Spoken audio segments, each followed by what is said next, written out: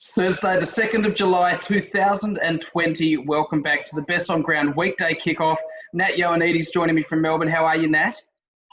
Yeah, thanks for having me, Pete, on what is World Sports Journalist Day. Can you believe it? So pretty special day for a lot of us out there in some ways.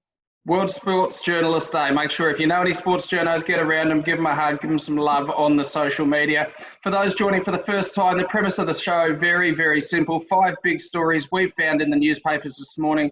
We're going to dissect them in a short, sharp fashion for you to bring you up to speed on what's happening in the world of sport. So we're going to fire straight into it, and we're going to start in Sydney in the Daily Telegraph. Paul Kent with an article there essentially dissecting the Canberra Raiders and their decision to release John Bateman from his contract a year early. Bateman, of course, a client of Isaac Moses, and Ricky Stewart with some pretty big comments to make on that topic yesterday. Kent contrasts that to the Brisbane Broncos, the situation they currently find themselves in, obviously on a pretty horrific losing streak, and with more than a third of their roster and their coach all managed by Moses. So he has a look at that from an agent management perspective. Nat, is it fair the way that Kent's gone after the Broncos, and how much influence do you think Moses has had on their current state? I think it's a really interesting link to actually make. I mean, it's a very different angle to take. Obviously, we know that the Broncos have had so many on-field issues this season, really struggling to get rolling in this 2020 competition. So it certainly is food for thought. I don't think that it's unfair to go after it at all. It could potentially be impacting their season in some way if players aren't thinking about contracts.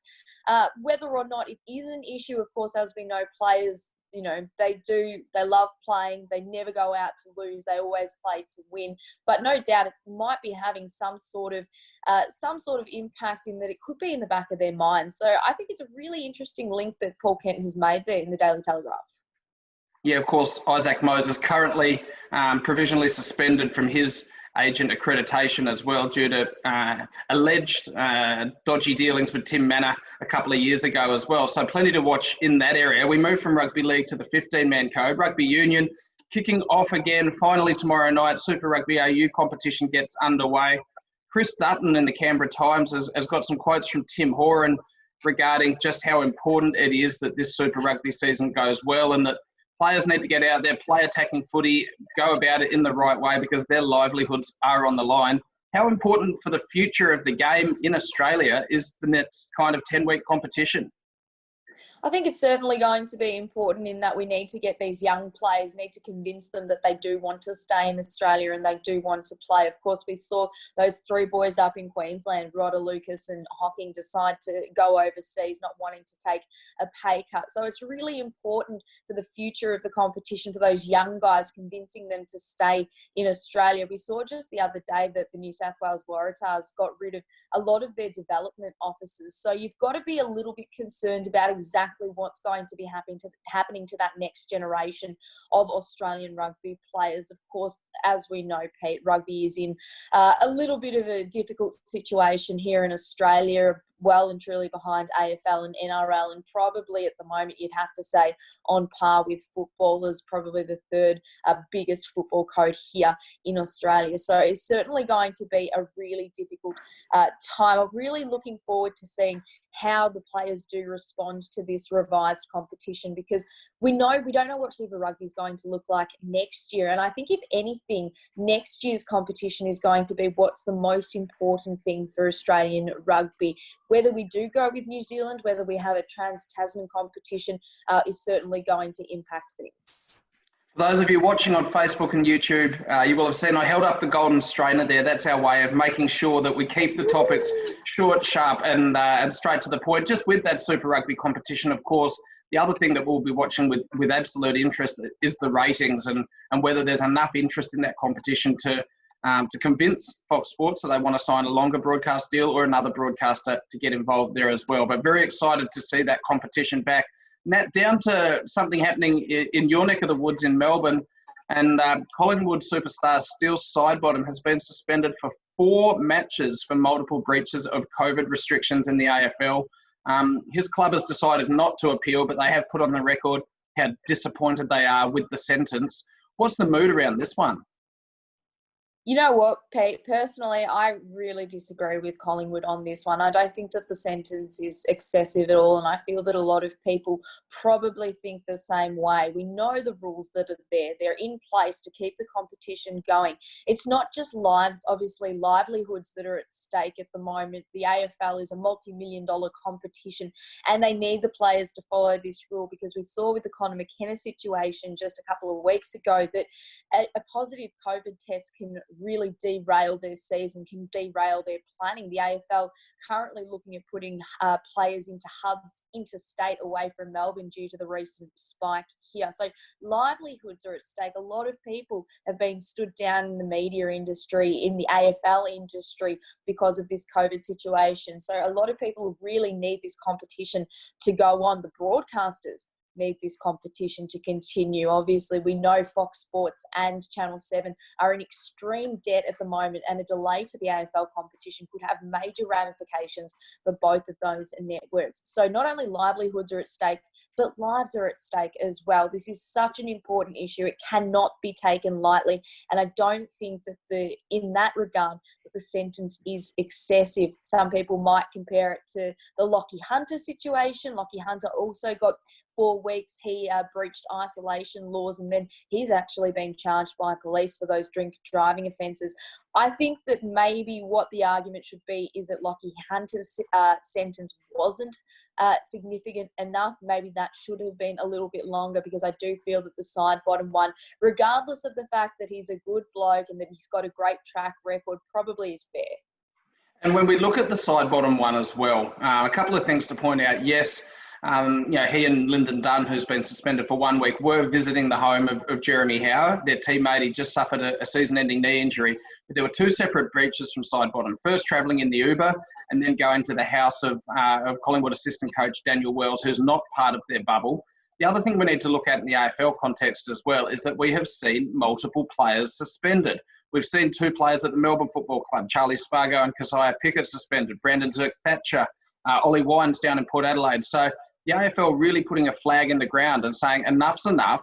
Each situation will not be judged on its individual merit. There's an extrapolation of the facts here, and this is yet another incident when we've been really strict on it. It seems pretty straightforward from that perspective. Yeah, absolutely right. The players know exactly what is at stake. They've all been briefed on this. They all know the rules. I think that you'll find that players from other competitions probably have been in breach of the rules in some way, some minor way, but the AFL have really come down hard on this. They're not going to take they're not going to let anybody off, because like I said, there is so much at stake. They've worked so hard to get this competition back up and running, and they really need it to go. So they're not going to take this lightly at all. Heading stateside now, in the New York Times, where Rory Smith's published an excellent article examining a whole bunch of data around the German Bundesliga and the impact of playing in front of empty stadiums at home. Home ground advantage, according to Smith, and also the data that he uses in the article, is no longer as much of an advantage when you've got an empty stadium. Some phenomenal stats there used in the Bundesliga, but I want to apply an Australian context to it a little bit, Nat.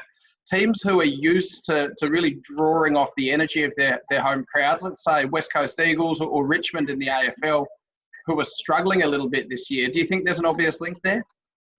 I think that there's definitely a link. As we know, you've already mentioned the adrenaline that you get from having a home crowd, 100,000 people screaming in the stands. I mean, even just as a fan going to a game, I don't know about you, Pete, but as an Essendon supporter, going to an Anzac Day match when it's a Collingwood home game is terrifying. So I can imagine that it certainly has an impact on the players for the home team, but also for the away team as well. It can be a little bit intimidating. What I will say, though, about the Australian angle is that there is a little bit of a difference in that the home ground is still an advantage without having a crowd due to the size of the ground, obviously the location of the ground as well, because AFL's not like rugby league, it's not like football where you've got set a set size for your pitch. Of course, the MCG, Optus Stadium, the new Optus Stadium, the SCG, they're all completely different sizes. And then, of course, you've got Marvel Stadium that's an indoor stadium as well. So